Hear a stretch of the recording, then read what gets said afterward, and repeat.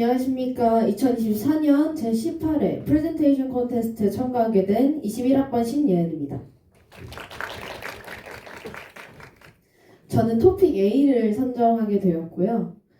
TOC는 다음과 같습니다. 첫 번째로는 혐오 사회에 대한 분석이고요. 두 번째로는 hatred, 혐오에 대한 제가 내린 새로운 정의를 말씀드리고, 세 번째로는 평화롭고 자유로운 공동체로 나아가야 할 소셜 어프로치와 개인이 해야 할 퍼스널 어프로치에 대해서 말씀드리도록 하겠습니다. 먼저 혐오 사회에 대한 분석입니다. 이 국가인권위원회가 2021년 5월 전국 만 15세 이상 1,200명을 대상으로 온라인 혐오 표현 인식조사를 실시를 했는데요. 그 내용을 제가 도표로 정리해봤습니다.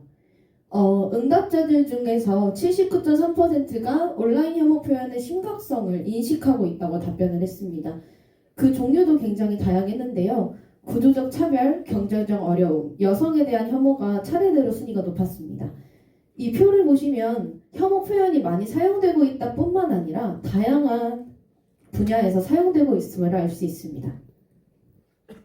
다음은 국민대학교 언론정보학부 조교수님 두 분이서 공식으로 발표한 논문 내용입니다. 온라인 혐오 표현의 확산과 네트워크 분석에 대해서 나온 내용이고요. 마찬가지로 제가 도표로 정리를 한번 해보았습니다.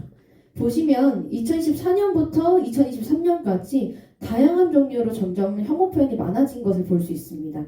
세월호를 시작으로 메르스 발병, 강남역 살인사건, 지역 혐오, 이렇게 코로나19까지 다양한 혐오가 늘어났는데요. 따라서 우리는 혐오라는 단어, 표현뿐만 아니라 혐오 사회라고 불릴 수 있었던 것 아닐까 싶습니다. 뭔가 이 혐오 표현이라는 것이 뭔가 그룹에서만 사용하는 단어였다면 우리가 이렇게 만연하게 사용되고 있다고 느껴지지 않았겠죠. 근데 이렇게 다양한 종류에서 사용되고 만연하게 사용되고 있기 때문에 저는 이 혐오라는 표현이 하나의 유행이 되지 않았나 싶습니다. 다음은 혐오 빈도 그래프입니다. 이 색깔을 보시면 차례대로 여성 혐오, 지역 혐오, 외국인 혐오, 보건 관련 혐오입니다. 2015년부터 혐오 표현이 꾸준히 늘어나기 시작했는데요. 2020년 아무래도 코로나19 때문인지 보건 관련 혐오와 이 외국인 혐오가 굉장히 심해진 것을 볼 수 있습니다. 여러분들 혹시 제 이제 다음 순서로 넘어가기 전에 생각을 한 번씩만 해주시겠어요?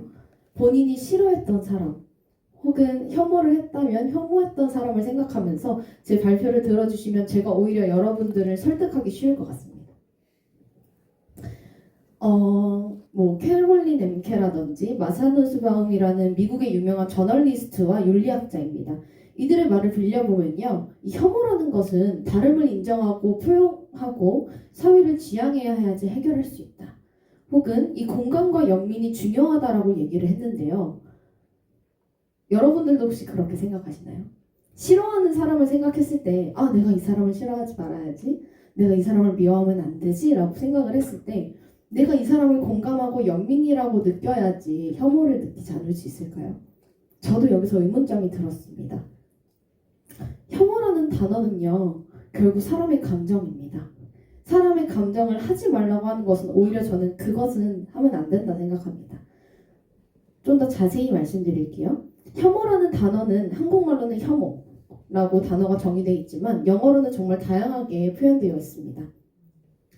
hate라는 단어는 싫어하다라는 말이고요. 혐오라는 표현은 영어 단어로서 hatred, disgust 아니면 revulsion 이렇게 나와 있습니다. 특히 저 revulsion이라는 단어는요, 혐오감을 동반한 공포감과 충격입니다. 우리가 생각해보면 싫어한다는 것을 혐오한다는 대체어로 사용하고 있는 게 아닐까 싶습니다. hate는 상대방을 싫다는 의견입니다. 근데 우리의 혐오라는 것은요, 보기 싫은 것을 넘어서 싫다는 감정을 둘러싼 이유가 있는 상태입니다. 거기에 상대방을 마주하기 싫다는 혹은 그 대상을 마주하기 싫다는 공포감이 결부되어 있는 것입니다.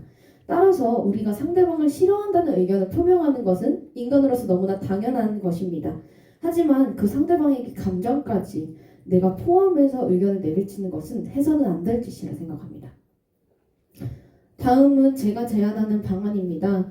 아까 말씀드렸듯이 서로를 좋아하고 싫어하고 의견을 표명하는 것은 인간으로서 당연히 해야 할 일입니다. 한 심리학자가요, 인간이 생존하기 위한 욕구가, 필연적 욕구가 바로 싫다는 의견을 제시하는 것이라고 했습니다. 마찬가지로 싫다는 의견을 제시하는 것은 좋으나 말씀드렸듯 혐오와 싫어하다가 대체어로 사용되어서는 안 됩니다. 개인적 어프로치, 소셜 어프로치가 아닌 이제 퍼스널 어프로치로는 상대방을 싫어한다는 감정을 가질 때 혐오라는 감정을 뺀 상태여야 합니다.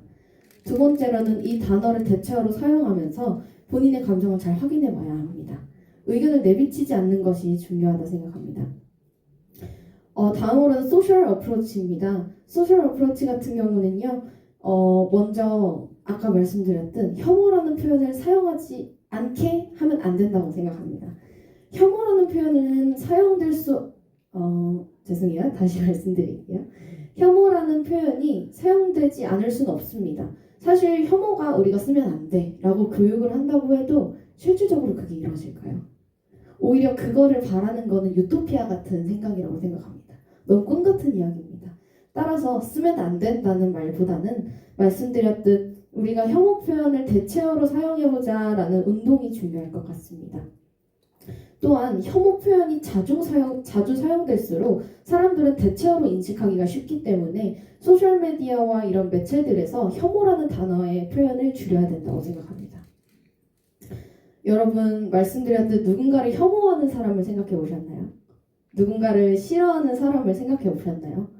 사실 그때를 되돌아가 보면 저도 그랬지만 누군가를 싫어한다는 것은 그 사람을 위한 공격이라 생각하지만 결국 스스로를 향한 공격입니다. 본인이 괴로운 세상을 만들지 않았으면 좋겠습니다. 이상입니다. 감사합니다.